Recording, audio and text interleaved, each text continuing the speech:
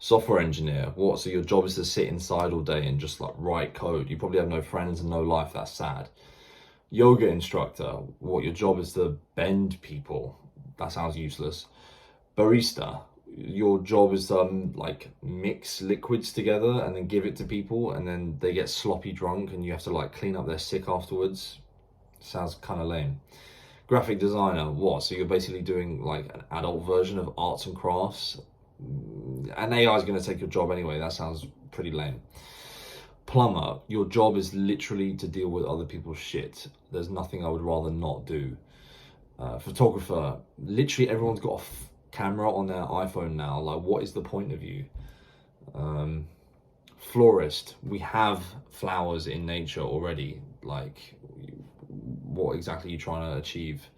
Nurse, like, why didn't you just train properly and become like a proper doctor, you know? Do you see how easy it is to step into the energy of a negative person? Just become a hater. I just asked ChatGPT to randomly generate some professions, and like off the cuff I can just be negative. It's just the easiest thing in the world. It requires no effort, no deep thinking, very subsurface thinking, and you can just shit on things. And it's the easiest thing in the world. And notice how I was the common denominator. This is a diverse list of professions done by a diverse range of people. And yet I was the common denominator. I made it negative. They aren't negative, they're all different, but I united them in its negativity. And some people are like that. They unite the world, everything they see in it, and they unite it in their negativity. And it's a harsh reality of the world, but it's important. The reason I'm making this video is to draw attention to it, because the point I'm trying to make is, if you're going to do anything significant, and I'm assuming if you're watching this, you do want to do something significant with your life, because if you want to be successful, you have to provide value, and to provide value, you have to do something different and something significant. And so if you are going to do that, it's important to be aware of this law, which is you're going to attract negativity and negative people, and they're going to say stuff. If you're like me, you're from a good, wholesome background full of positivity, you can sometimes look out into the world, particularly at a young age, and expect to be met with that and be disheartened when you're not. And as you grow older, as I am now, come to terms with the reality of the world, and come to terms with that not everything is like your home life. The world is different, and people come from different backgrounds and come from more negative environments. And you're gonna inevitably, in this war that is life, and you know, war for resources and war for getting the things you want, you're gonna bump into these people, and they're gonna say things like this. And the reason I'm making this video is to highlight this. And it's like, you can't have your cake and eat it. You can't be a successful individual making impact in the world and not receive negativity.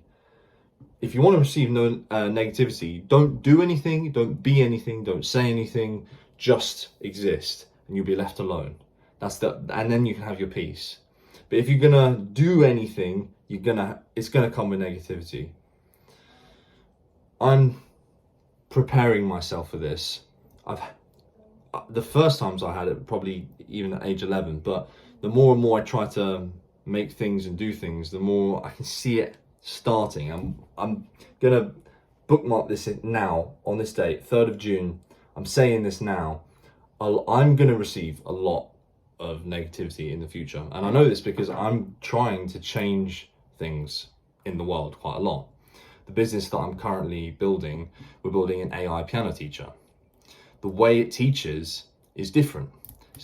Nothing teaches in the way that it teaches before. We're coming into a very established way of doing things that's got sheet music, that's got teachers, and it's got people's jobs and lives attached to it. And we're coming along and saying, we think there's a better way of doing this that's completely different.